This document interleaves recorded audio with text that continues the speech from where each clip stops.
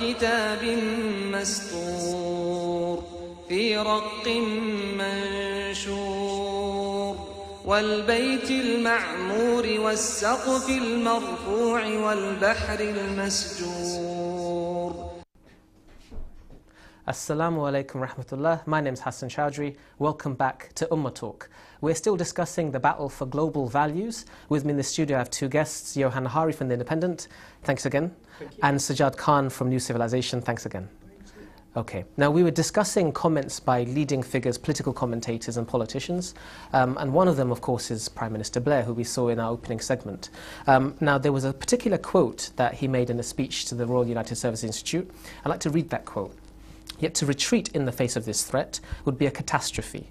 It would postpone but not prevent the confrontation. What exactly is he talking about here? What confrontation, what retreat? Sajjad? Well, Tony Blair's mantra domestically was education, education, education, and his mantra of foreign policy is economics, economics, economics. And Tony Blair is not retreating. Mm-hmm. He doesn't want to retreat from some kind of principled position that people may, like Johann, may have deeply held principles. He doesn't hold those deeply held principles. If he did, he wouldn't have sacrificed the rule of law at the altar of Saudi Typhoon fighters. Tony Blair is concerned about not the rule of law, but the rule of Shell, and the rule of BP, and the rule of Esso, and all these other oil companies that have strategic interests in Iraq and other countries. And what the Muslim world, and in areas all across Asia and Latin America, what they're actually saying is they're rejecting this neoliberal order that seems to be driving the war on terror and the architects of the war on terror. So Tony Blair is really trying to rally his own people, which he has lost, consistently because of the lies told over the Iraq war. He's trying to rally people around, but people don't see. They're not inspired by the agenda of Blair, and they certainly don't trust him. Okay, before I bring Johann in, just to let you know at home that we invite your calls, and the number is up on the screen now. Johann. Well, if we would probably agree on opposing a neoliberal agenda, which is a rare moment of agreement between us. But I think Tony Blair is right that there is a clash between people who believe in liberal values, which give the right of everyone to practice their religion, and people who believe, the very small number of Muslims, who believe in imposing a caliphate with Sharia law. Unfortunately, Tony Blair is the worst possible spokesman for that, given that he's supported an invasion which used chemical weapons, which he's apologised for, which is using torture on a pretty rampant scale, as has been documented.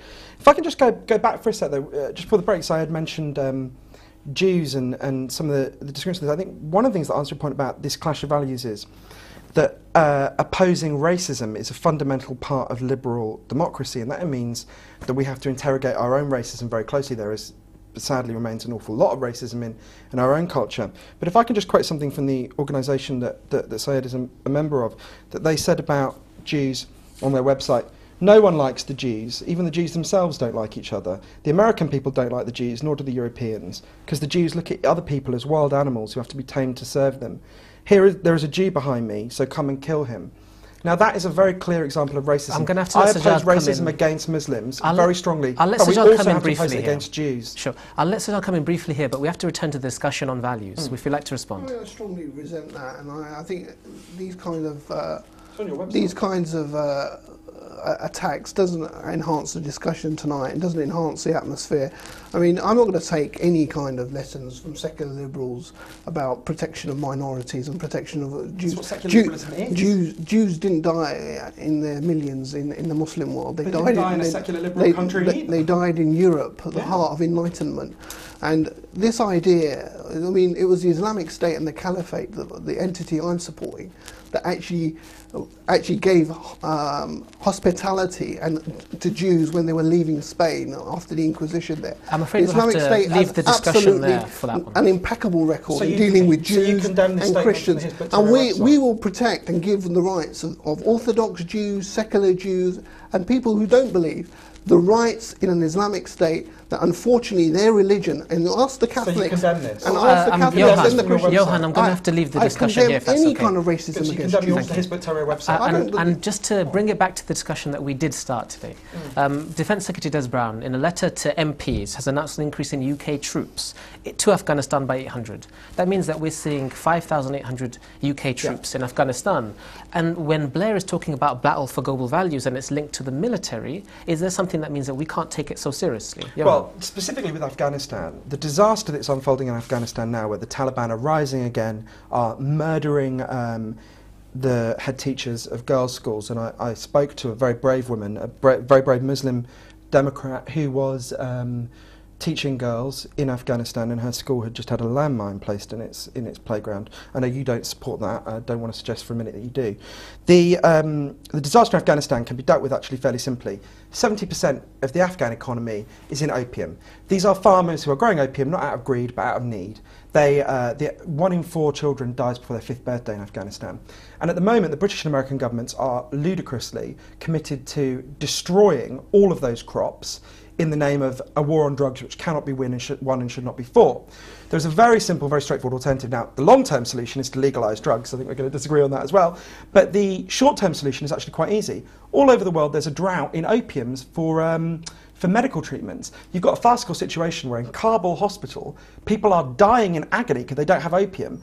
And further up the road, they're destroying the opium fields. So what we should be doing in Afghanistan is very simple: buying the opium crop. We would be approaching these poor Afghan farmers who are in a desperate situation, not with guns and great big American machines to destroy their crops, but with money to give to them. I think that is what we need to be doing in Afghanistan. Okay, before I bring you in on that point, I'm going to invite a caller through. Assalamu alaikum wa rahmatullah. Wa alaikum salam wa rahmatullah. You're live on Ummah Talk. What's your question or comment? Okay, I have a comment actually. The guest that you have there keeps talking about the constitution of Hizb Tahrir and the things that they have in their constitution. But what I think is important, that in the few things that he's picked up on, is in regards to apostasy and regards to homosexuality, these are actually part of Islamic Sharia and not necessarily Hizb Tahrir's constitution as such. It's not that Hizb Tahrir are introducing this. But what I want to say to the Islam channel is that I think that there's enough of Hizb Tahrir. I think that Hizb Tahrir actually only provides in disuniting the Ummah by making themselves a group. And I think it's very important that the Ummah is united. And by calling yourself Hizb Tahrir, you're making yourself a section different from the Ummah. Thank you, sister. Sister, thank you so much for the call. I'm afraid we're going to have to take some more calls. The discussion is on global values and whether we should be accepting, as I was going to say, Sajjad, the question is there a hypocrisy in having a military wing to the global values struggle? Well, this is the point about you can't impose values at the behest of an F-16. I mean, the problem with this whole militarization of the war on terror is it doesn't address the security needs of the people in the West, and it certainly doesn't address the security needs of the people in the Muslim world. And rather than having military wars, which are clearly designed for ulterior motives, economic, hegemony, etc., the real debate isn't between Blair and Bush and the militants. The debate is between people like me and Johann, people who disagree fundamentally on the core, but who can sit in a studio and actually argue.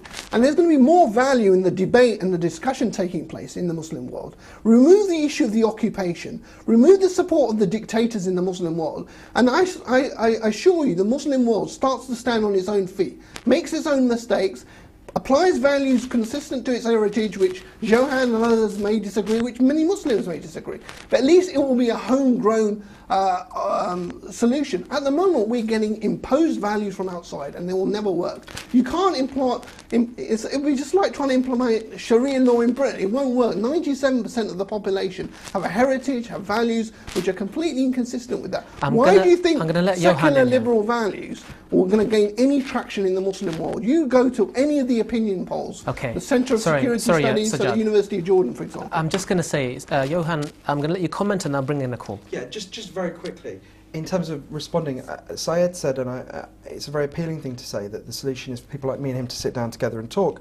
I want that. Unfortunately, if we had the world that Syed wants to create, a global caliphate, I wouldn't be able to sit and talk with him. I would be executed. That's not right. Okay, sorry. Well, I'm the going to take constitution the of your